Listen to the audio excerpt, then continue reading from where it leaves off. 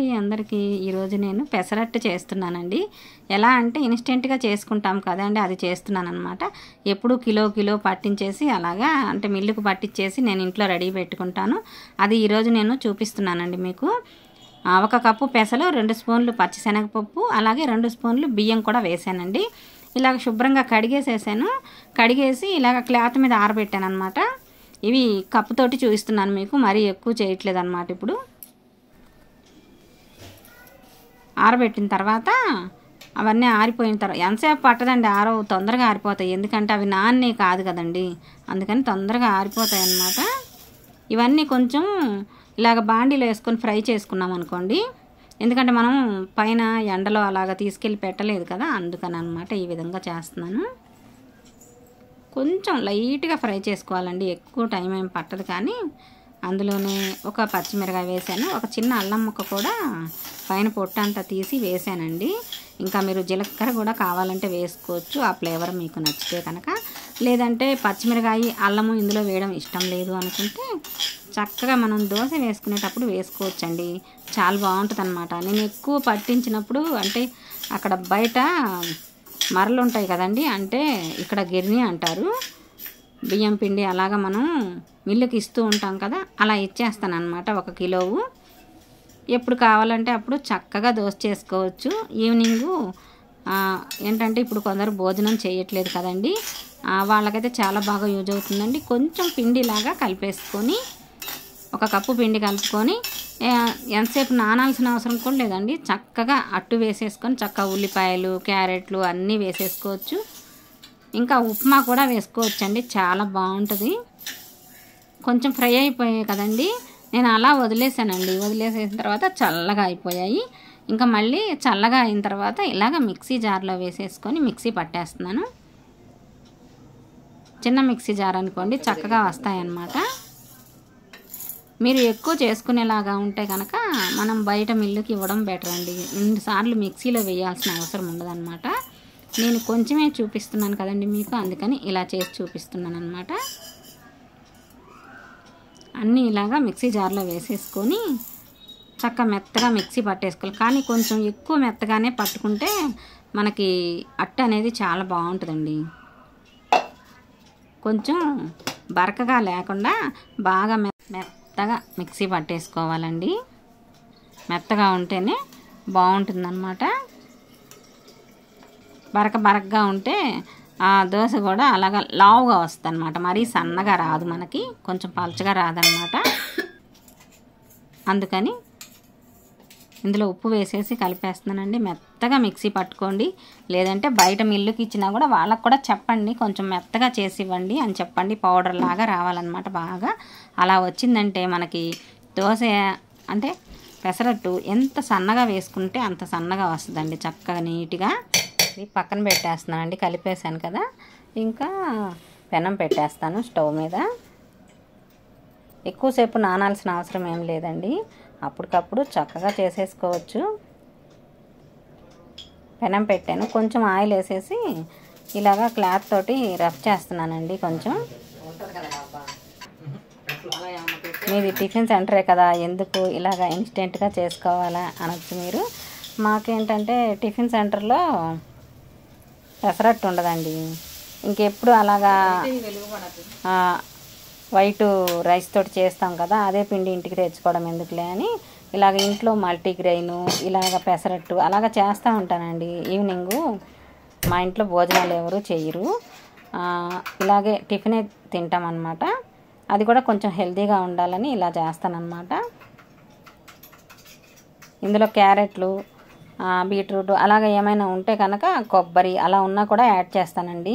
ఈరోజు మా ఇంట్లో ఏమీ లేవన్నమాట, టిఫిన్ సెంటర్కి వెళ్తున్నాను కదా, పని అవ్వక ఏం తీసుకురాలేదు అసలు కూరగాయలు. ఇంకా 1 ఉల్లిపాయ ఉంటే చక్కగా సన్నగా కట్ చేసేసానండి. ఉల్లిపాయలు సన్నగా కట్ చేసుకొని పెసరట్లో వేసుకుంటే భలే కమ్మగా ఉంటుందండి. అసలు సన్నగా వేసుకోవాలన్నమాట. ఒక్కొక్కరు ఏంటంటే కొంచెం లావుగా వేస్తారు, అప్పుడు అంత టేస్ట్ అనిపించదు మనకి. ఇలాగ తిరగేసుకొని చక్కగా ఫ్రై చేసుకున్నామంటే పెసరట్టు భలే కమ్మగా ఉంటుందండి. అసలు ఎక్కువసేపు కొంచెం ఫ్రై అవ్వాలండి పెసరట్టు అనగానే. మామూలు మనం దోశలు చేస్తాం కదా, అలా అయితే పర్వాలేదు కానీ తొందరగా తీసేయచ్చు. పెసరట్టుకు మాత్రం బాగా ఫ్రై అవుతే భలే కమ్మటి టేస్ట్ అనేది వస్తుందండి. ఇలాగా నేను అల్లం చట్నీతో పెట్టేసి చేస్తున్నానండి. కొబ్బరి చట్నీ ఏమీ చేయలేదన్నమాట ఈరోజు. కొబ్బరి చట్నీ అల్లం చట్నీ రెండు ఉంటే అబ్బా భలే బాగుంటుందండి అసలు. అలాగే నేను ఇంకొక దోశ చూపిస్తున్నానండి. అంటే మామూలుగా నేను ఇంట్లో చేసేదే చూపిస్తున్నానండి మీకు. ఇవి పాలిష్ లేకుండా ఉంటాయి కదండి బియ్యం, ఆ బియ్యంతో అనమాట నానబెట్టి చేశాను. ఒకరోజు ముందు చేసుకోవాల్సిందనమాట ఇదంతా ప్రాసెస్ మొత్తము. మనము తెలుసు కదా మీకు, అందరికీ తెలుసులేండి, దోశలు ఇంట్లో చేసుకునే వాళ్ళందరికీ కూడా చక్కగా తెలుసు. 1 కప్పు మినపగుళ్ళు వేస్తున్నానండి. పూర్తిగా నిండా వేయలేదులేండి, పర్వాలేదు. 3 కప్పులు రైస్ వేసుకోవచ్చు. నేను మాత్రం 2 కప్పులు రైస్ వేస్తున్నానండి. మీకు నచ్చితే 3 కప్పులు కూడా వేసుకోవచ్చు చక్కగా. 2 కప్పుల పాలిష్ లేని రైస్ అండి ఇది. పాలిష్ పట్టలేదన్నమాట, అంటే హాఫ్ పాలిష్ అనో ఏమో అంటారు కదా, అలాగనమాట. ఇవన్నీ ఇలాగా 2 కప్పుల బియ్యము, 1 కప్పు మినపగుళ్ళు, చక్కగా వాటర్ పోసేసి శుభ్రంగా కడిగేసి ఓ పక్కన పెడుతున్నా. ఈరోజు మెంతులు అవన్నీ ఏమీ యాడ్ చేయలేదండి. ఒక్కొక్కసారి మెంతులు వేస్తుంటాను, ఒక్కోసారి అటుకులు వేస్తాను, ఒక్కోసారి ఏమో ఇవి సగ్గు బియ్యం ఉంటాయి కదండి, అవి కూడా యాడ్ చేస్తూ ఉంటాను. ఇవన్నీ చక్కగా నానిపోయాయి కదండి, ఇంకా మిక్సీ జార్లోనే వేస్తున్నానండి. వెట్ గ్రైండర్ ఉందిలే కానీ ఈ కొంచెం పిండికి ఆ గ్రైండర్ పెట్టుకొని ఆ రాళ్ళు కడిగి అదంతా కడగాలంటే భలే విసుగ్గా ఉంటుందండి. అందుకని నేను మిక్సీ జార్లోనే వేసేసాను. ఇలాగా ఒక రోజంతా నానబెట్టుకోవాలండి పిండి, బాగుంటుంది. నానిన తర్వాత ఇలాగా ఉప్పేసి కలుపుతున్నాను. ఇంక ఇందులో ఏమీ యాడ్ చేయలేదండి, ఓన్లీ ఉప్పు మాత్రమే వేశాను. మీకు ఎక్కువగా కలర్ రావట్లేదు అలా అనుకుంటే కనుక ఇందులో పచ్చిశనగపప్పు అలాగా అటుకులు కొంచెం యాడ్ చేసుకుంటే మనకి కలర్ అనేది బాగా వస్తుందండి. ఈరోజైతే అవన్నీ ఏమీ యాడ్ చేయలేదు, నేను అలాగే చేశాను అన్నమాట. పిండి అంతా రెడీ అయిపోయిందండి. కొంచెం వాటర్ వేసుకొని మనకి దోశకి వేసుకోవడానికి ఎలా కావాలో అలాగా రెడీ చేశాను పిండి. ఇంకా పెనం పెట్టేశాను. పెనం పెట్టిన తర్వాత, అంటే కడిగిన పెనమేనండి ఇది, బాగా గట్టిగా రుద్దేయకండి పెనము, కొంచెం పైన కడగండి. ఎందుకంటే కొన్ని రోజులు వాడిన తర్వాత మనం ఎలా రుద్దినా కూడా దోశలు అయితే బాగా వస్తాయి. ఇప్పుడు కొత్త కదండి, కొత్త పెనం అండి ఇది వేరే వాళ్ళకి ఇచ్చేదే. కొంచెం మనం దోశలు వేసుకొని ఇస్తే ఇంకా ఎక్కువ పన్ను అవుతుంది కదా చక్కగా అన్నట్టుగా నేను ఈరోజు కొత్త పెనం మీదే పెట్టి వేస్తున్నాను అనమాట. పన్ను చేశాను. చేసిన తర్వాత మొత్తం క్లీన్ అయిన తర్వాత ఇలాగ కొంచెం ఆయిల్ వేసేసి రబ్ చేసి ఇంకా దోశ వేసాను.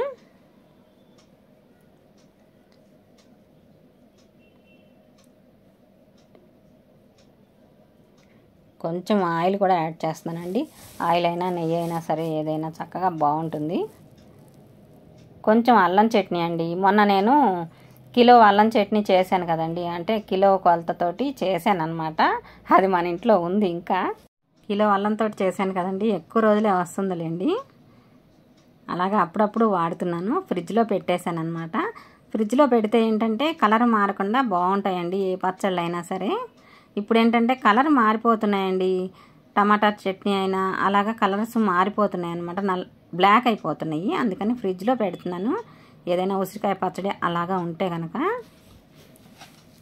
ఇదిగోనండి అల్లం చట్నీ దోశ చక్కగా రెడీ అయిపోయిందనమాట. ఇందులో మనం దోశ పొడి, ఉల్లిపాయలు చక్కగా అన్నీ యాడ్ చేసుకోవచ్చు. నేనైతే ఈరోజు అల్లం చట్నీ వేసి చేశానండి. ఓకే అండి, ఉంటాను.